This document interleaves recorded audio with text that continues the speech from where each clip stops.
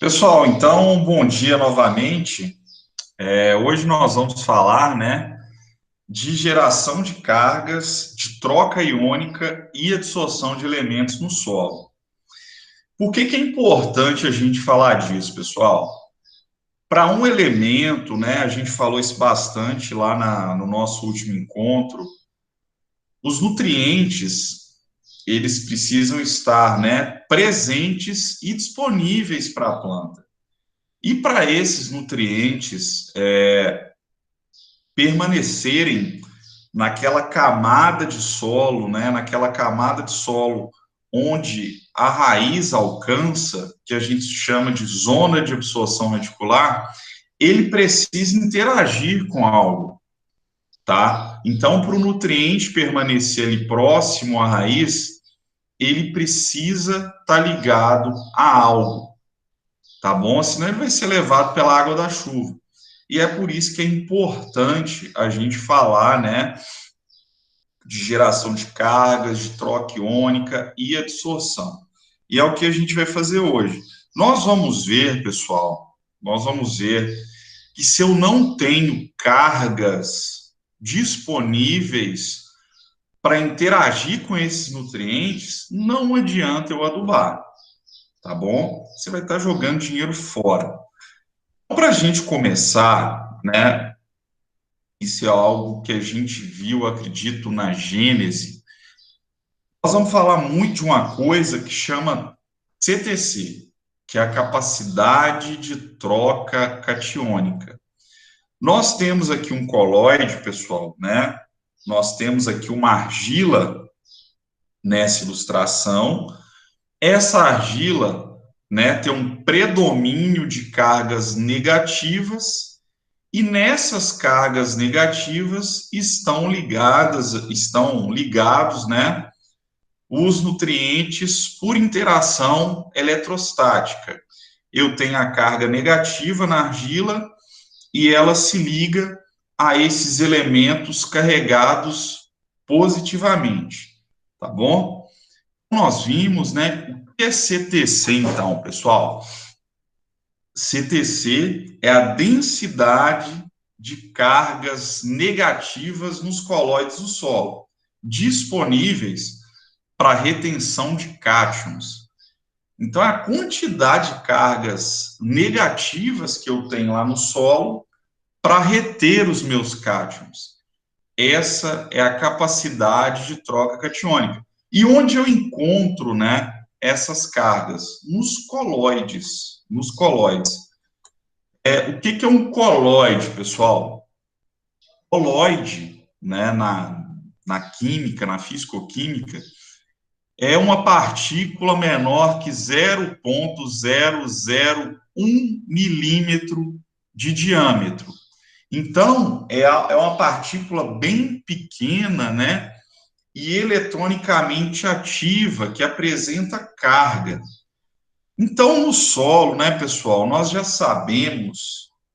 A gente tem lá a areia, né, que é a fração maior, que vai de 0,05 a 2 milímetros. Nós temos o silt, que é de 0,002 a 0,05 milímetros, e a areia, que são as partículas menores que 0,002. Ou seja, na fração mineral do solo, eu vou ter colóides na fração argila. E é por isso que a argila é tão importante, é por isso que a gente fala tanto em argila na nutrição. Porém, né, a gente vai ver aqui hoje também, a matéria orgânica, ela também apresenta alguns componentes de tamanho coloidal. E nós vamos ver, né, que principalmente nos solos arenosos, a matéria orgânica ela apresenta um papel muito importante nessa geração de cargas, tá bom? Então, o que que vai gerar carga para mim no solo? O que que vai gerar CTC? Argila e matéria orgânica, tá bom? Que são os elementos, os componentes que eu tenho no solo e que podem apresentar tamanho coloidal. Se não tem carga, pessoal, né? Se não tem carga, os nutrientes que eu adiciono, né? Os nutrientes que eu adiciono ao solo, eles não vão interagir com nada e vão acabar sendo perdidos. Eles vão ser lixiviados, né? Eles vão ser levados para camadas mais profundas, fora da zona de absorção radicular.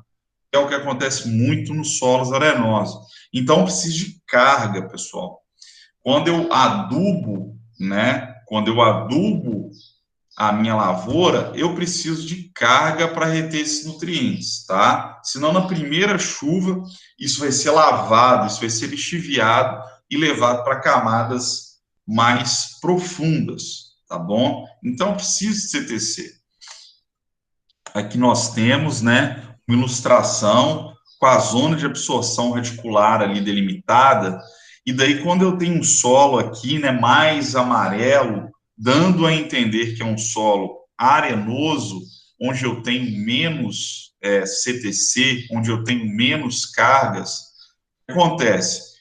Quando eu adubo aqui, pessoal, o meu solo argiloso ali, mais vermelho, ele vai apresentar cargas para reter esses nutrientes aqui junto à raiz, para manter esses nutrientes na zona de absorção radicular. Mas aí, quando ocorre o contrário, né, quando eu tenho um solo com pouca argila, com poucos colóides e com pouca carga, quando eu adubo, o que acontece? Boa parte dos nutrientes, eles serão lixiviados, né? Eles vão descer junto com a água da chuva para camadas mais profundas, muitas vezes atingindo até o lençol freático, e pouco, né, do que eu adubar a minha planta vai permanecer na raiz e passível ali de absorção. E isso é um problema para a gente. O adubo é muito caro para você ficar adubando o lençol freático. Todo adubo que você. Eu acho que todo não é algo factível, mas grande parte do adubo que você aplicar na sua lavoura precisa ser absorvido pela planta, tá? Eficiência é tudo, ainda mais com adubo tão caro. Então a gente tem que, primeiro, antes de pensar em adubação, a gente precisa gerar carga para reter esses elementos. Aqui, pessoal, eu trago aqui para vocês alguns colóides que eu encontro no solo, tá? E com algumas propriedades. Vamos começar aqui, ó, por dois minerais que eu encontro lá na fração argila, que são dois minerais 2 para 1, né? Aquele mineral 2 para 1, tá bom? Que a gente viu lá na Gênese. Aqui eu tenho a esmictita e a vermiculita, né? Então, observem, pessoal, a esmictita e a vermiculita são minerais bastante carregados, são minerais de alta CTC. Observem aqui a carga líquida deles, pessoal. É algo bem alto, né? Ou seja, se eu tenho esmectita, se eu tenho vermiculita no meu solo, eu vou ter cargas disponíveis, né, para reter os elementos que adiciono via adubação. Mas não é o caso dos solos altamente intemperizados que nós temos aqui no Brasil, onde a gente, no máximo, encontra algum rastro de mineral 2 para 1. Os minerais 2 para 1 que tinham já foram, né, todos intemperizados, e conforme nós vimos, vai predominar na fração argila caulinita, que é um mineral 1 para 1, e os óxidos de ferro e alumínio. Tá? Quem dera se a gente tivesse mectita, vermiculita, né? Essa questão da CTC não seria uma preocupação tão grande para a gente. Daí eu tenho ali, né, mais dois minerais, a mica, que também é um mineral 2 para 1, né? Eu tenho duas lâminas ali de sílica e uma de alumínio. Também, né, com uma carga razoável, mas já bem menor que esmectita e vermiculita. dei uma olhada aqui, ó, a carga de menos 100 a menos 400. Daí eu vou lá para a caulinita, pessoal, que é o que a gente vai encontrar aqui.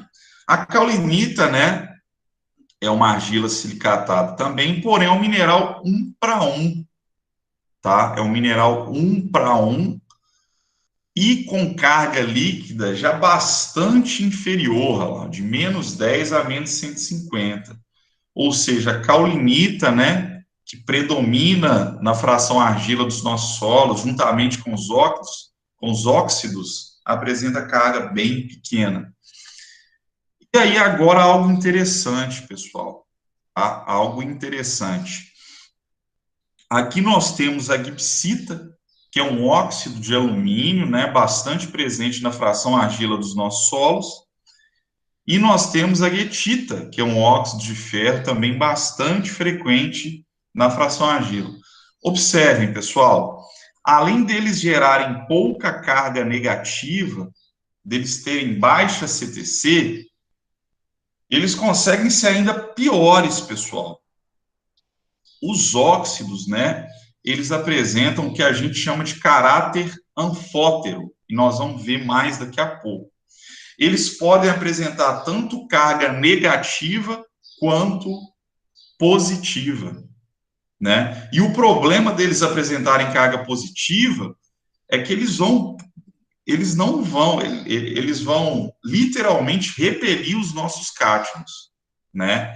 Então, aquele processo de perda que a gente apresentou lá, mesmo num solo argiloso, se na fração argila predominar a guetita, a gipsita, né? E a gente vai ver o que determina que esses minerais tenham carga líquida positiva ou negativa.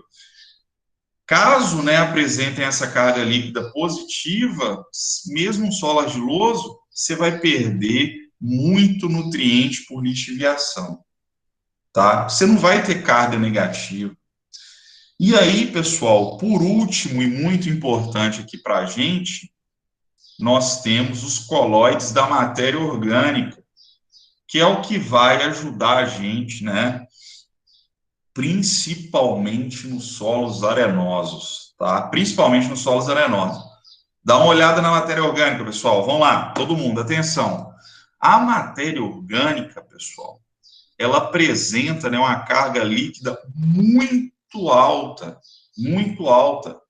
superior, inclusive, à carga líquida negativa dos minerais A2 para 1, esmectita, vermiculita, que só são encontrados em solos de fertilidade natural muito alta, solos jovens, e que dificilmente a gente encontra aqui no Brasil, né? No máximo, você tem manchas com vestígios desses minerais. Então, observem, pessoal, a matéria orgânica, ela consegue gerar muita carga, tá? Muita carga. E é por isso que ela é um componente tão importante no manejo da adubação em solos tropicais, né, altamente intemperizados, onde você não tem esses minerais aqui 2 para 1, e mais importante ainda nos solos arenosos, tá bom? Então, mais uma vez, ó, vamos pegar a caulinita lá, pessoal. Caulinita é o que predomina na fração argila de vários solos. A caulinita está gerando uma carga ali para a gente de 15 centimol de carga por quilo, né? E quando eu pego os óxidos, tá? Eu tenho uma média ali de 5 centimol de carga, novamente. No caso do óxido, ainda é pior, que essa carga pode ser positiva, tá bom? Daí, quando eu pego o quartzo, né? A gente coloca aqui para ilustrar, mas nós sabemos que o quartzo está na fração areia. E por ser um mineral que está na fração areia, né? E nós já sabemos que o que gera carga são apenas os colóides, quartzo, olha lá, tem carga zero. O quartzo, né, que é o que predomina nos nossos solos aqui, não tem carga nenhuma, não interage com os nutrientes que você adiciona, e é por isso que as perdas podem ser tão altas. E aqui a matéria orgânica, pessoal, ó, que nós colocamos ali, gerando uma média, né, de 500 centimol de carga.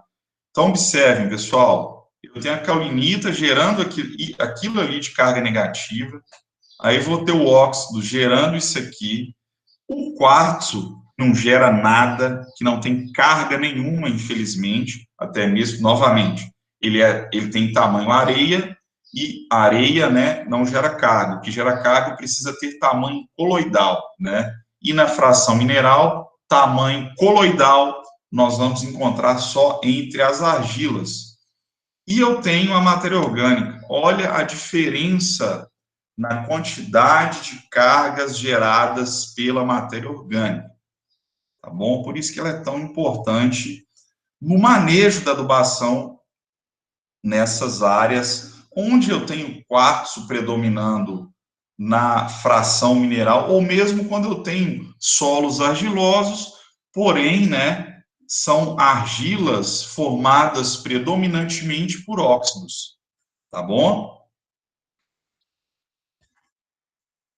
E aí, então, né, pessoal, para a gente sintetizar isso, a CTC, né, ela vai ser relacionada, então, às quantidades de colóide no solo e a CTC que esses colóides apresentam. Nós vimos na tabela, nós sintetizamos aqui nessa ilustração que os elementos, né, eles diferem quanto à quantidade de carga gerada, tá bom? Aí a gente vai ter que entender, né, a composição do nosso solo. Ah, o meu solo tem muito smectita, ótimo, né, mas provavelmente isso não vai acontecer. Ah, predomina na fração argila do meu solo caulinita. Menos mal, gera um pouquinho de carga. Ah, predomina na fração argila dos meus solos óxidos. Aí já é um problema, você tem que se preocupar mais. Ah, o meu solo não tem argila quase que nenhuma, só tem areia, né? E a areia predominantemente é quartzo e outros minerais, mas nenhum desses, por terem tamanho areia, geram carga, tá bom? Então, a CTC, pessoal, originada pela matéria orgânica, né? Vai ter um papel dominante nas reações de trocas de cátions no solo, principalmente nos solos tropicais, né, altamente intemperizados, solos velhos, que é o que a gente tem aqui no Brasil, onde nós não encontramos mais minerais 2 para 1, né, que apresentam alta CTC, tá bom? Então, dessa forma, né, a CTC do solo, ela depende do teor de argila, tá? Para a gente aqui, né, para nós que vamos trabalhar em solos tropicais, ela depende do teor de argila e principalmente do teor de matéria orgânica, tá bom? Aí só para a gente reforçar isso mais uma vez, né? A matéria orgânica é a principal responsável pelas cargas negativas nos solos brasileiros. Aqui nós temos diferentes classes de solo, pessoal. E independente da classe de solo, o que predomina na geração de carga é a matéria orgânica. É óbvio, né, que se eu tenho um solo onde o teor de argila é baixo, o papel da matéria orgânica vai ser mais importante ainda, tá bom? Então, aqui para a gente, né, boa parte de vocês vai trabalhar em solos arenosos, a matéria orgânica tem um papel mais importante ainda, tá? Não adianta você comprar KCl caríssimo, né, tudo importado, você ter a melhor fonte de algum cátion possível e você jogar aquilo na sua lavoura e não ter carga para reter, não ter CTC. Na primeira chuva aquilo vai ser levado, tá? É por isso que o manejo da adubação, ele é algo complexo e que vai muito além do que recomendar adubo, tá? Você tem que pensar no sistema como um todo e sem dúvida, né, a matéria orgânica precisa ser um elemento central no manejo da adubação. Desde já, nós estamos na segunda aula e já vamos deixar isso bem claro aqui. Ah, pessoal, ó, isso aí é o resultado de vários trabalhos. Aí aqui no Y nós temos a CTC e aqui no X a matéria orgânica. E olha lá, pessoal, quanto maior, né, o teor de matéria orgânica, quanto maior o teor de matéria orgânica, maior a CTC, tá? É uma correlação bem clara, bem direta, tá bom? Então, não se esqueçam aí da matéria orgânica. E nos solos arenosos, para a gente fechar, a dependência aumenta, tá? A matéria orgânica ela vai ser praticamente, então, a única responsável por gerar cargas negativas. Porque eu tenho lá na fração mineral praticamente só quartzo. Quartzo não tem carga nenhuma porque ele é um mineral de tamanho areia. Então, a carga negativa que eu tiver lá, né, vai ser gerada pela matéria orgânica. Muito importante para os solos tropicais e mais importante ainda para solos tropicais arenosos. E aí vamos ver agora, pessoal, uma coisa muito importante que são os tipos de carga no solo.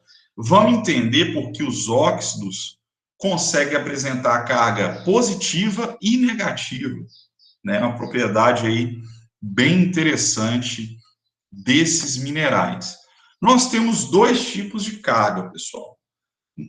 Nós temos as cargas que nós chamamos de cargas permanentes, tá? Ou constantes, e nós temos as cargas variáveis, tá bom? Então, carga permanente, né? E carga variável. Vamos. O que distingue, né, pessoal, esses dois tipos de carga? As cargas permanentes, pessoal, as cargas permanentes, elas são negativas, tá? Sempre negativas, e elas independem do pH do solo. Teve até uma prova que eu pedi para colocar três diferenças entre carga permanente e carga variável. A gente conseguiu errar isso, né? Na definição, você já tem duas. Sempre negativa, permanente, e não depende do pH do solo. Enquanto a variável, pessoal, a carga variável, ela pode ser positiva ou negativa, tá bom? E ela vai depender do pH do solo. Ela vai variar de acordo com o pH do solo, tá bom? Então, permanente, sempre negativa, não depende do pH. Variável, positiva ou negativa e depende do pH. Varia de acordo com o pH. Então, vamos falar um pouco mais sobre as cargas permanentes, pessoal. Como que essas cargas permanentes são formadas? As cargas permanentes, elas são formadas principalmente por um processo que nós chamamos de substituição isomórfica. Vocês lembram lá, né, dos octaedros, dos tetraedros, né, que formam os minerais? A gente vai ter uma troca de algum átomo na estrutura daquelas lâminas e essa troca vai gerar uma carga, tá? Essa troca vai gerar uma carga. Por exemplo, se eu troco alumínio, aliás, se eu troco a sílica, que tem valência 4+, pelo alumínio, que tem valência 3+, eu gero um desbalanço de cargas na estrutura desse mineral e sobra uma carga negativa, tá bom? E a gente chama de isomórfica porque são elementos com a mesma forma, porém com valências diferentes. E é assim que as cargas permanentes surgem.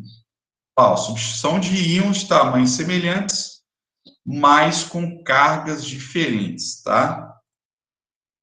E vamos formar cargas permanentes, né? Você vai ter uma carga negativa lá, independente do pH, e é um processo, né? Vai acontecer nas argilas do tipo 2:1, tá bom? Predominantemente em argilas do tipo 2:1. Aí nós temos lá, né, os tetraedros de sílica. E o que pode acontecer, pessoal? Lá no tetraedro de sílica, né, eu não sei se vocês se lembram da estrutura, mas aí você tem a sílica lá, os oxigênios. O que pode acontecer, pessoal? O silício do tetraedro de sílica, ele pode ser trocado por um alumínio. Então, o que acontece, pessoal? Antes eu tinha 4 cargas positivas aqui, né? Neutralizando lá 4 cargas negativas que eu tinha. Quando eu troco pelo alumínio, que tem valência 3+, eu só tenho 3 cargas positivas. Então, eu vou ter uma carga lá negativa que não vai ficar neutralizada, que vai sobrar, né? Então, esse balanço aí gera carga negativa. Lá nos octaedros de alumínio, eu posso trocar o alumínio, que tem valência 3+, pelo ferro, por exemplo. Esse é um processo que ocorre na natureza, né, ao longo aí de algumas centenas ou milhares de anos. Mas o que acontece, pessoal? Aquele alumínio lá na estrutura do mineral 2:1, lembrem-se disso, pode ser trocado por um átomo de ferro ali com valência 2+. E esse desbalanço também vai gerar carga negativa. Ou pode ser trocado por magnésio, tá bom? Então, nós temos essas trocas na estrutura do mineral que geram cargas negativas permanentes, né? Que geram cargas permanentes. Se é permanente, nós vimos lá na definição que é negativa, tá bom? Então, isso é a substituição isomórfica que vai gerar, né, as cargas permanentes nos minerais 2:1.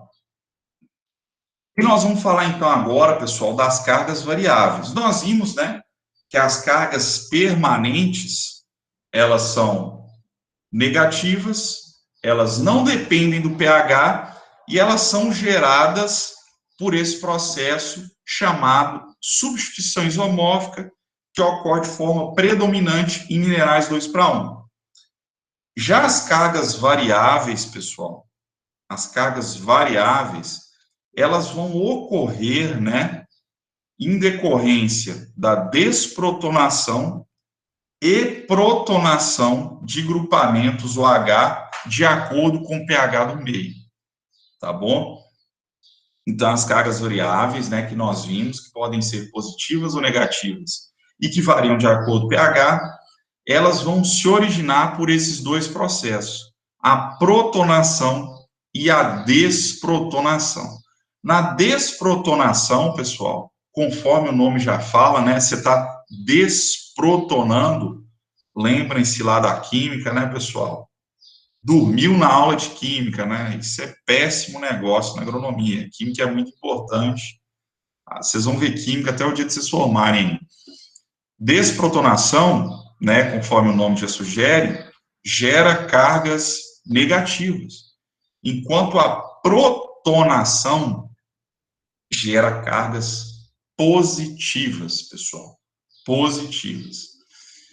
Vamos lá, pessoal, vamos dar uma olhada aqui na desprotonação. Eu tenho ali um colóide, né?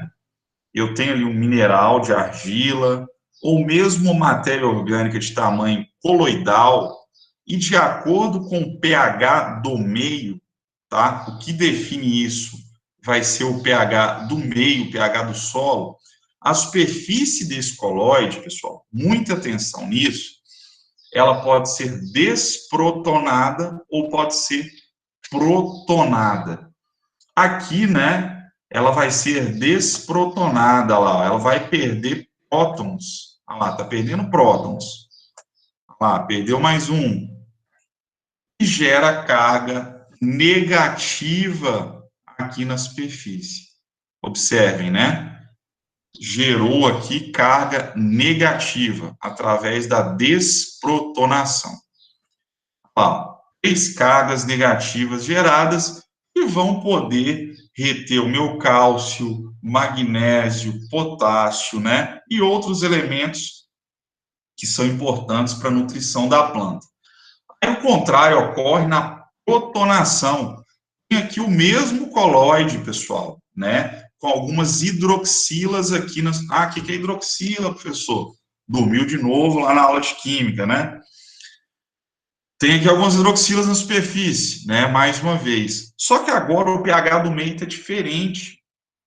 Então, ao invés, né, de eu desprotonar, eu vou protonar a superfície, né, desse colóide, olha lá, ó. Eu estou protonando. Dá uma olhada lá, pessoal, né? Eu tenho lá, ali a protonação. Aí, eu vou estar gerando cargas positivas, né? Eu vou ter um balanço ali de cargas positivas, tá bom? Essa é a protonação e a desprotonação. Então, quais são as características das cargas variáveis? Nós já falamos, né, pessoal? Elas podem ser positivas ou negativas, elas, mais o que? Variam, né, conforme o nome já fala, variam de acordo com o pH, né, lá, varia de acordo com o pH, são muito importantes, pessoal, a esses elementos, né, igual a caulinita, os hidróxidos de ferro e alumínio e a matéria orgânica. Ou seja, pessoal, nós já falamos, né, que na maioria dos nossos solos aqui altamente intemperizados, nós vamos encontrar no máximo vestígio de minerais 2:1, né? E o que predomina na fração argila dos nossos solos aqui vai ser caulinita e óxido. Ou seja, pessoal, processo importante aqui para a gente, para a geração de carga negativa, né? Ou o tipo de carga negativa que vai fazer diferença aqui para a gente, que vai ter no solo, são as cargas dependentes de pH, tá bom? Dificilmente nós teremos cargas permanentes aqui, porque não tem aqueles minerais 2:1, onde ocorre lá, né, a substituição isomórfica e toda aquela coisa, tá bom? Que a gente vai ter aqui gerando carga caulinita, óxido, hidróxido de ferro, alumínio e os colóides orgânicos. E esses geram cargas dependentes de pH. E esses geram cargas variáveis, tá bom? Que vão ser positivas, no caso ocorra protonação, ou negativas, caso ocorra desprotonação. Mas por que ocorre a protonação e a desprotonação, né? Nós já falamos que é por causa do pH. Mas qual o valor de pH? Nós precisamos das cargas negativas, pessoal. Ou seja, nós precisamos que a superfície da minha caulinita, dos meus óxidos, da matéria orgânica, ela desprotone, né? E fique com cargas negativas. E que pH a gente precisa para isso acontecer, né? O que determina isso? Nós vamos ver daqui a pouquinho. Olha lá, ó, geração de cargas na matéria orgânica, né? Protonando, gerando carga. Lá nos óxidos de ferro e alumínio, né, pessoal, que tem esse caráter anfótero, né? Isso é muito importante. Eles podem apresentar cargas positivas ou negativas, né? A gente tem que ficar atento a isso. Então, ali, pessoal, ó, eu tenho aqui um hidróxido de ferro e ele está com carga nula. Atenção, pessoal, vamos lá. Ele está com a carga nula aqui, ó. Olha lá, carga nula. Aí, ele vai desprotonar, né? Olha lá, tem o mesmo hidróxido de ferro, olha lá, desprotonou, né? Ele perdeu o próton e gerou aqui na superfície carga negativa, que é o que eu quero. Mas ele pode também protonar lá, ó, protonar e gerar carga positiva. É o que eu não quero, tá bom? Aí nós vamos ver agora o que determina a ocorrência da desprotonação ou da protonação. Nós vamos falar agora, né? Só para fechar, né, pessoal? Um comparativo, olha lá, ó, cargas constantes e cargas variáveis. As constantes, né, resultam de substituições homórficas, olha lá, silício por alumínio, alumínio por magnésio e ferro. E já as variáveis originam-se por desprotonação e protonação, de acordo com o pH do meio. As constantes, né, ou permanentes, elas ocorrem nos minerais 2:1, raros em solos tropicais, enquanto as variáveis vão ocorrer nos óxidos de ferro e alumínio, na caulinita e no humus. A primeira, né, ela é permanente, ela é constante, ela não é influenciada pelo pH. Enquanto a variável, né, ou a dependente, ela depende do pH do meio, tá bom? A constante, ela tem origem interna, né? Aqui, o processo de substituição isomórfica ocorre no interior ali das lâminas cristalinas, enquanto as cargas variáveis têm origem externa, na borda do mineral, tá bom? As primeiras, né, conforme nós já vimos, sempre negativas, enquanto que as cargas variáveis podem ser negativas ou positivas, tá bom? Enfim, pessoal, vamos ver, né, então, o que determina que a minha caulinita, o meu óxido, ou mesmo a minha matéria orgânica, vá desprotonar, gerando carga negativa, ou protonar, gerando carga positiva. O que vai determinar, pessoal, é o ponto de carga zero. Tá? Atenção a esse conceito. Ponto de carga zero. É uma propriedade, pessoal. Primeira coisa, é uma propriedade do mineral, do composto orgânico, ou seja, cada mineral tem um valor de PCZ, cada composto orgânico vai ter um valor de PCZ também. Então, o que é esse PCZ, pessoal? É um valor de pH, né? Que a caulinita vai ter esse valor de pH, o óxido de ferro vai ter esse valor de pH, em que a superfície de determinado colóide tem carga nula, tá? Nula. Então, eu sei, né, que no pH lá X, a minha caulinita vai ter carga zero, tá? Vai ter carga zero.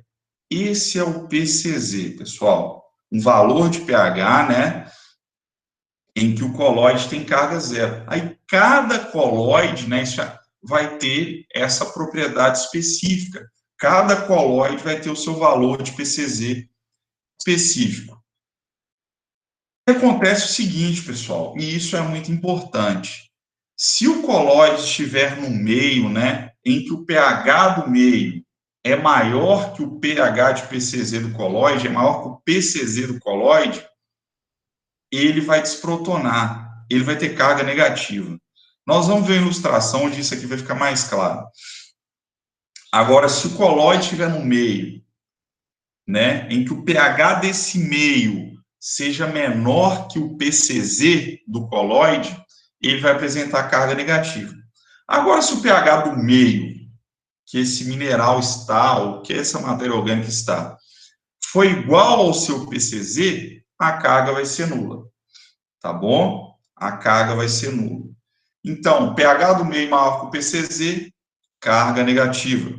pH do meio menor que o PCZ, carga positiva. pH do meio igual ao PCZ, carga nula, tá bom? Carga nula. Isso é muito importante para a gente reconhecer desde já, por exemplo, a importância da calagem, né? A importância da calagem. O que a calagem vai fazer, pessoal? Atenção. A calagem vai aumentar o pH do meio, né? E vai colocar esse pH acima do PCZ daqueles colóides que estão aqui, que estão ali, né? Vai colocar o pH do meio, né, que é o solo, acima do PCZ daqueles minerais. E se o pH do meio está acima do PCZ, a carga fica negativa e é o que a gente quer. Ou seja, a calagem, né, além de tudo, além de resolver os problemas da acidez, ela é super importante para a geração de cargas, tá bom? Muito importante para a geração de cargas. E, novamente, nós temos aquela ilustração, olha lá, ó. Se o pH do meio é igual ao PCZ desse coloide aqui, ó, né, esse meu óxido de ferro, a carga vai ser igual a zero, tá? Aí vamos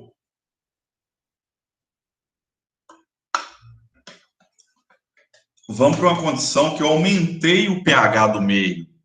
O pH do meio, né, está acima do PCZ agora.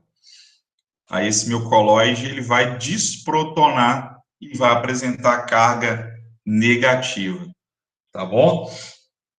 Ah, não, agora o meu coloide, ele está no meio em que o pH abaixo do seu PCZ.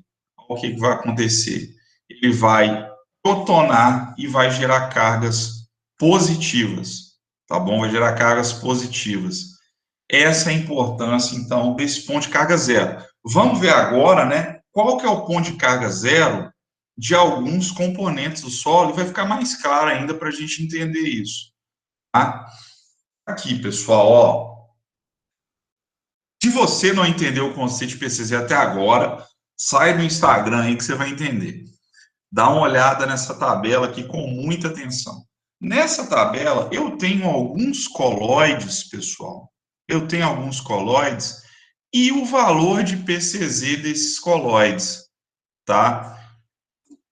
Então, o que acontece? No caso da hematita e da guetita, se o pH do meio for igual a 8,5, se o pH do meio for 8,5, ela tem carga zero, tá? O ponto dela de carga zero é 8,5.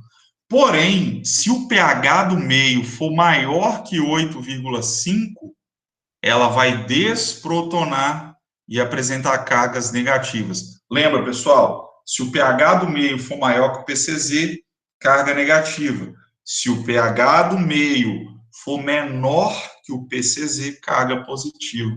Então, o que acontece aqui com a guetita, pessoal? Aqui em 8,5 não predomina carga nenhuma. Não tem balanço, o balanço de cargas é nulo, tá?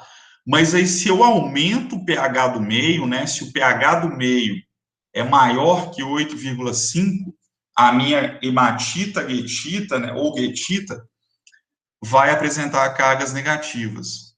Porém, né? Em pHs menores que 8,5, a hematita e a guetita vão apresentar cargas positivas.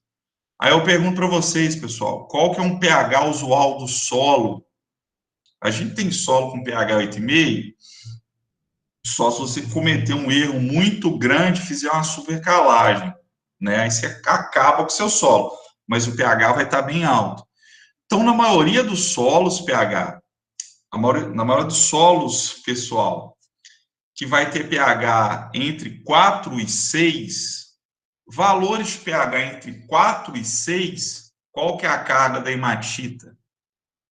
Positiva. E isso é um problema para a gente, né?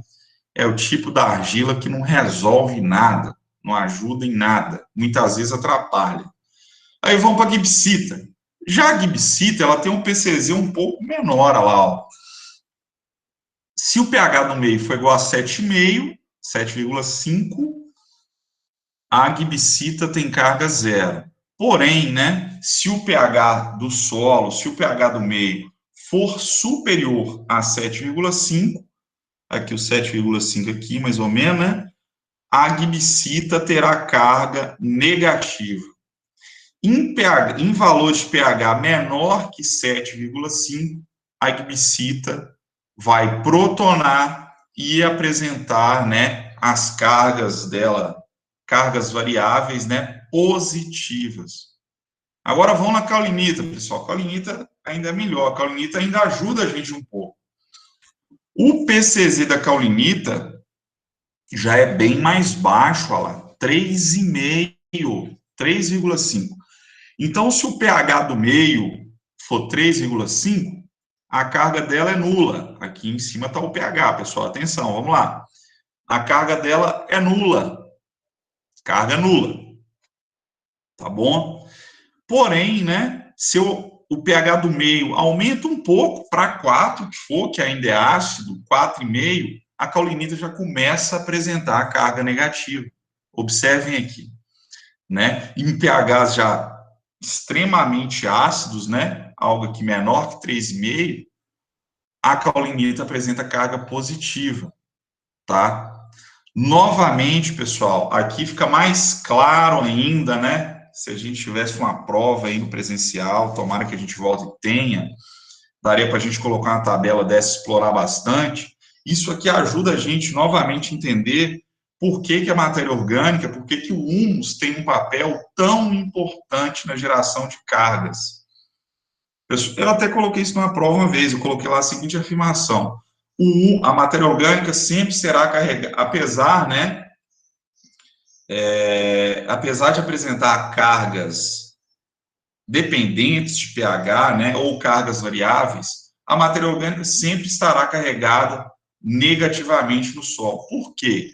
Aí você vai usar o PCZ para explicar essa minha afirmação. Pessoal, o PCZ da matéria orgânica, do humus, ele é muito baixo, olha lá, é 2. 2. Ou seja, qualquer pH do meio maior que 2, a matéria orgânica vai estar carregada negativamente, tá? Que é o que a gente precisa, que a gente quer. Qualquer pH maior que 2 está carregada negativamente. E o pH do solo, a não ser em condições excepcionais, o pH do solo vai ser maior que 2, né, pessoal? Vai ser maior que 2. Então, por isso que outro fator, outro motivo para a matéria orgânica ser mais importante ainda. Ela tem um PCZ baixo, né? Ou seja, em condições normais, né? Mesmo sem calagem, sem nada, ela vai estar carregada negativamente, ela vai estar desprotonada, tá bom? Lembrando novamente que o PCZ é uma propriedade do mineral, é uma propriedade lá do componente da matéria orgânica, e cada um vai ter o seu valor de PCZ, tá bom? Atenção com isso. A esmectita vermiculita nem tem PCZ. Por quê, pessoal? Elas formam, né, cargas permanentes, que não dependem do pH e que serão sempre positivas, ok? Positivas. Muito importante esse conceito, tá? Aí, ó, o PCZ, né, de alguns constituintes do solo. E agora nós vamos falar, né, para fechar, nós vamos falar aqui de troca iônica, adsorção e disponibilidade de nutrientes, pessoal. Nós temos, né, alguns processos de interação entre os elementos e as superfícies dos colóides, tá? Nós temos alguns processos ali que ligam, né, que fazem com que os elementos, os nutrientes que nós adicionamos no solo, eles interajam com a superfície dos colóides.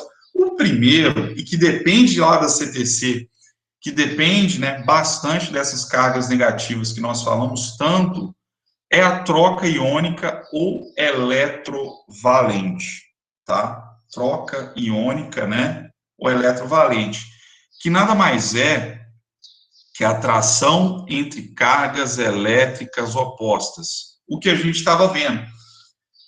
Superfície da argila carregada negativamente, atraindo um átomo de potássio carregado positivamente. Negativo na argila, positivo no elemento. Essa é a troca iônica ou eletrovalente. Mas daí nós temos alguns elementos, pessoal, que eles vão interagir com a fração argila através, né, de processos de adsorção ou ligações covalentes. Ao contrário, né, do primeiro, que é só atração, primeiro ali é só atração, só atraiu, pessoal. É uma mera atração. Nesse caso, não. Já tem uma reação íntima, já tem uma reação mais forte entre o íon e a superfície do coloide, tá? E aí a gente vai cair aqui num problema que a gente falou, pessoal. Nós vamos ver, né, ao final, alguns elementos, eles vão estar presentes no solo, mas não estão disponíveis, porque o solo interage com tanta força, né, com esses elementos, que ele se torna indisponível para a planta. O solo está ligado ali tão fortemente a esses elementos que ele se torna indisponível para a planta, tá bom? Então, no caso ali da absorção, você tem uma reação íntima, você tem troca de ligantes, você tem compartilhamento de elétrons.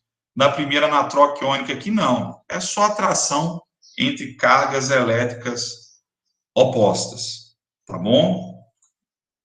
Então, vamos lá ver um pouco mais sobre isso.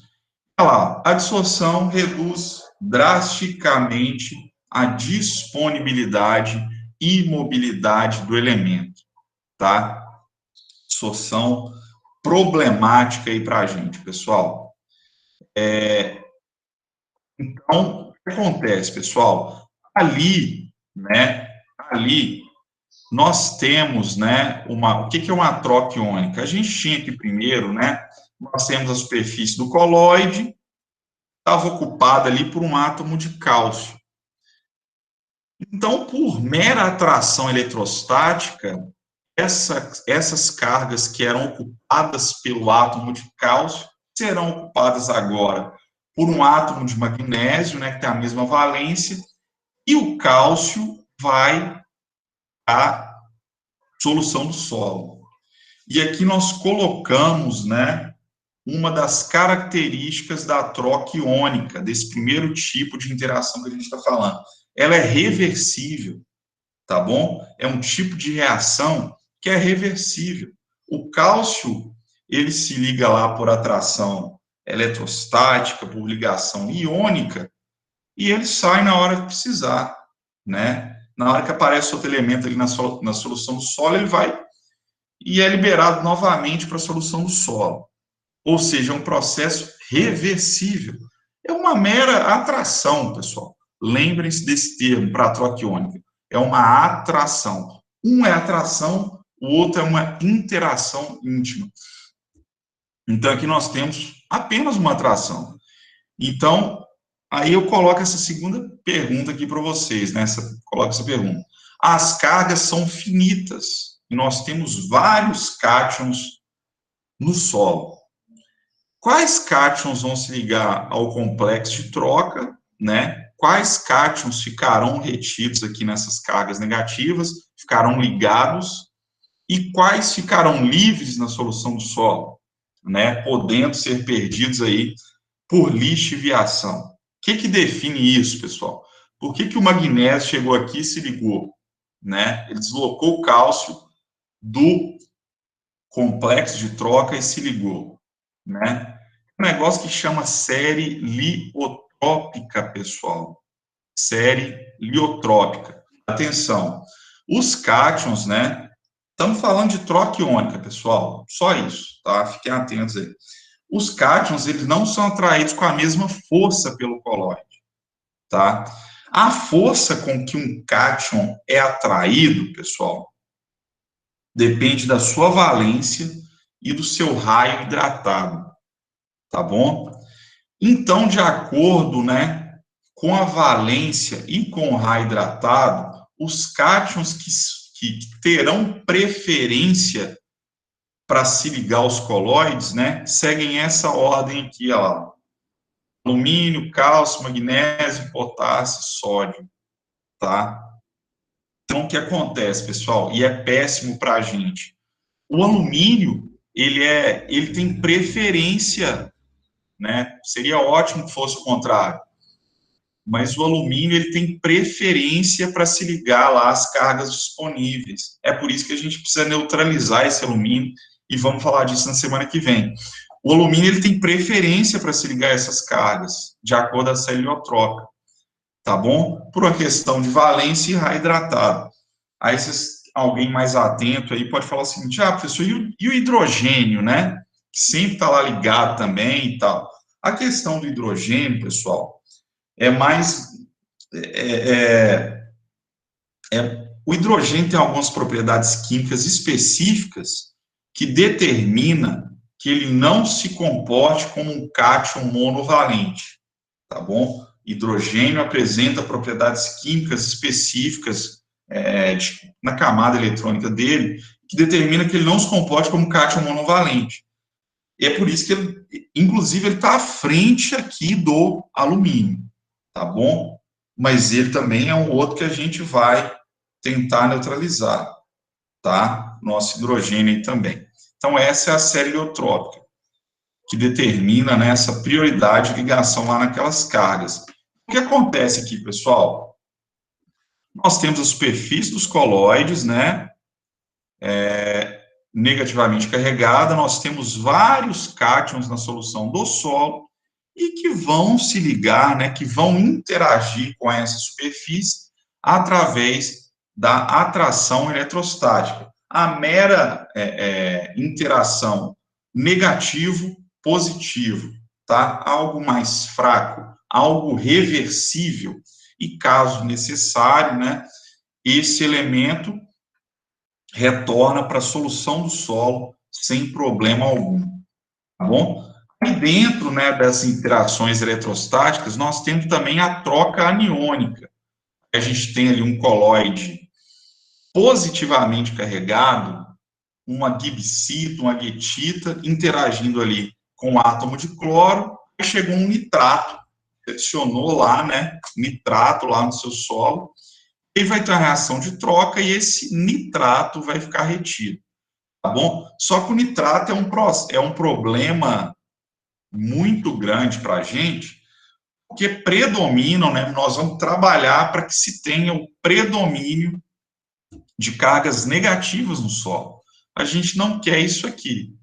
Então, o nitrato vai ser um problema. Ele não vai ter carga positiva para ele interagir e vai ter muita mobilidade, vai ser muito perdido no solo, porque ele é carregado negativamente. A superfície do coloide, a gente quer que ela seja carregada negativamente, porque os benefícios, né, quando a gente analisa como um todo, são muito maiores, e aí a gente vai ter esse problema de mobilidade de nitrato, de perdas de nitrato, tá bom?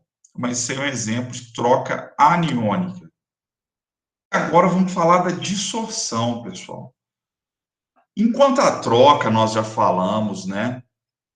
A troca iônica, né? É uma interação eletrostática, reversível, a mera atração negativo-positivo. A dissorção, pessoal, é uma interação mais íntima, né? Na dissorção ocorre o compartilhamento de elétrons. E a partir do momento que o elemento, que o meu nutriente, ele forma essa ligação mais forte com a superfície do coloide, trocando elétrons, né, trocando ligantes, muitas vezes ele se torna indisponível para a planta. E esse é um problemaço na fertilidade e na nutrição. Vou começar falando de adsorção de cátions, né? Alguns elementos que conseguem trocar ligantes aí com os coloides e que sofrem adsorção, né? E nós temos alguns exemplos, né, de alguns metais, como o cobre, por exemplo, que é absorvido pela matéria orgânica. E aí nós vamos falar também que em solos ricos em matéria orgânica, nós queremos a matéria orgânica, ela é ótima, não há dúvida. Mas em alguns solos, né, muito ricos em matéria orgânica, nós podemos ter problemas de deficiência em alguns elementos metálicos, como o cobre, por exemplo. O cobre está lá, mas ele é dissolvido pela matéria orgânica e fica indisponível, tá bom? Olha lá, ó. Ele forma ali uma ligação, né? Passa a fazer parte aqui da estrutura da matéria orgânica e fica indisponível. Observem que aqui, né, tem o compartilhamento de elétrons. É uma ligação covalente muito mais forte do que uma interação iônica. Lembrem-se lá da química mais uma vez, ligação covalente, ligação iônica, tá? Nós temos o zinco também, né? O zinco ele pode ser absorvido pelos óxidos de ferro ali na superfície e tornar-se indisponível para a planta. O zinco formou aqui um tipo de ligação que a gente chama de bidentada, duas ligações covalentes e dificilmente ele sai daqui agora, tá bom? Ou seja, se o zinco presente no seu solo estiver ligado dessa forma à superfície do coloide, ele se torna indisponível.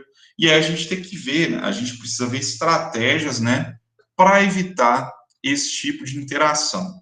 A gente vai falar disso quando estiver falando especificamente de micronutrientes e tiver dando um zoom maior aí nesses elementos. E vamos falar agora da dissorção de ânions. A dissorção de ânions, pessoal. A principal adsorção de ânions que a gente tem é a do fosfato. A adsorção de fósforo em óxidos de ferro. Pessoal, atenção aí que estamos fechando a nossa aula dentro do tempo previsto. A adsorção de ânions, né, a adsorção de fosfato, eu colocaria como principal problema, né, no manejo da fertilidade do solo em áreas ricas em argila, ricas em óxido de ferro e alumínio. Quando você vê aquele solo, né, vermelho demais, igual a gente tem no sudoeste do Goiás aqui, não, igual a gente tem de Formosa para baixo, é um solo bom, né, com propriedades físicas bastante favoráveis ao manejo aí de grandes culturas, mas a absorção de fósforo é um problema muito grave.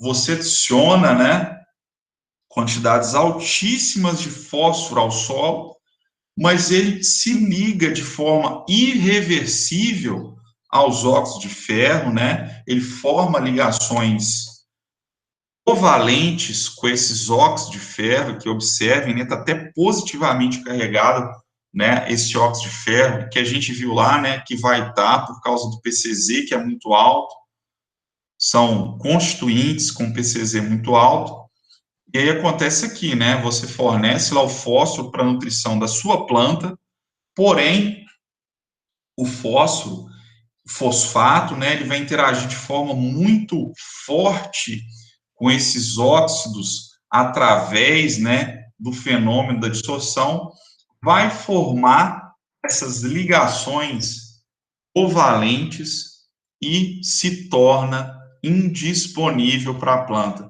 Esse fósforo aqui já era, né? E é um dos maiores problemas da agricultura brasileira. Durante décadas e décadas, a gente lutou muito contra isso. Hoje a gente entende melhor, consegue manejar melhor a adubação fosfatada, mas é um problema gravíssimo em solos ricos em argila, tá? Em solos ricos em óxido de ferro e alumínio.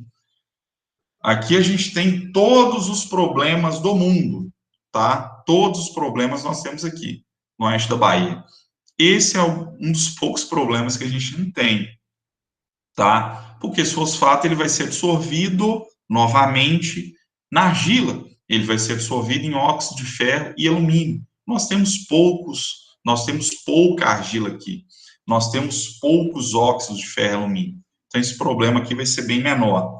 Isso por muitos anos, né? Por muitos e muitos e muitos anos, foi um dos grandes obstáculos aí às altas produtividades no Cerrado, onde nós temos, né, grandes áreas de solos argilosos, altamente intemperizados, ricos em óxido de ferro e alumínio. Você jogava o fósforo lá, acontecia isso aqui, ó, né? Você trabalhava com a dose altíssima e a planta apresentando sintomas de deficiência, tá? A planta seguia apresentando sintomas de deficiência. Podemos ter isso aqui na região de Poços, principalmente a Seara, né? Onde nós temos solos lá argilosos, né? Bem vermelhos, e ricos aí em óxido de ferro, tá?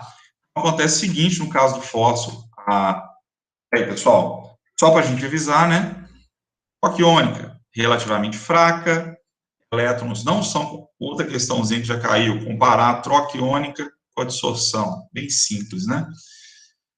Relativamente fraca, né? Relativamente fraca, mera atração. Elétrons não são compartilhados. E exemplos que a gente tem, né? Os cátions, alguns ânions que interagem dessa forma no solo. É uma reação reversível. Os elementos permanecem disponíveis. Eles permanecem em equilíbrio com a solução do solo. Já no caso da dissorção, pessoal, a reação mais íntima, elétrons são compartilhados, ocorre a troca de ligantes, né? A gente chama de dissorção específica. A forma com que alguns metais interagem, né, com a fração argila no solo, e principalmente o fósforo. No caso dos metais, perdão, pessoal, os metais, principalmente com a matéria orgânica, e esse tipo de reação vai ser a reação do fósforo com a fração argila, um problemão para a gente, tá? Problemão, você adiciona fosfato, ele interage, né, com a superfície aí dos óxidos, forma ligações covalentes, compartilha elétrons e não é mais disponível para a planta. Ou seja, você está adubando o solo ao invés de adubar a planta. Mas aí na aula de fósforo nós vamos falar de estratégias específicas para lidar com esse problema, tá? Que os elementos vão se tornar indisponíveis para a planta. E a gente não quer isso, né? Além de presente, o nosso elemento tem que estar disponível. Olha lá, ó. Essa ilustraçãozinha do fósforo é bem interessante. Você aduba, né, a sua área com fósforo e rapidamente ele forma essas ligações com a superfície desses óxidos e se torna indisponível para a planta. Ou seja, você está adubando o solo, né? Você não está adubando a planta. A gente vai ver, né, alguns meios para evitar que o meu fósforo, né, sofra ou interaja, né, formando essas ligações covalentes com a superfície dos colóides. Pessoal, a aula de hoje era isso, mais uma vez, né, conceitos importantíssimos que nós vamos usar ao longo de toda a disciplina. Então, não deixem de revisar, né, a aula utilizando a apresentação. Não deixem de fazer a leitura no manual que a gente sugeriu, tá bom? E era isso, pessoal. Vou parar de gravar agora e abrir para perguntas, tá bom?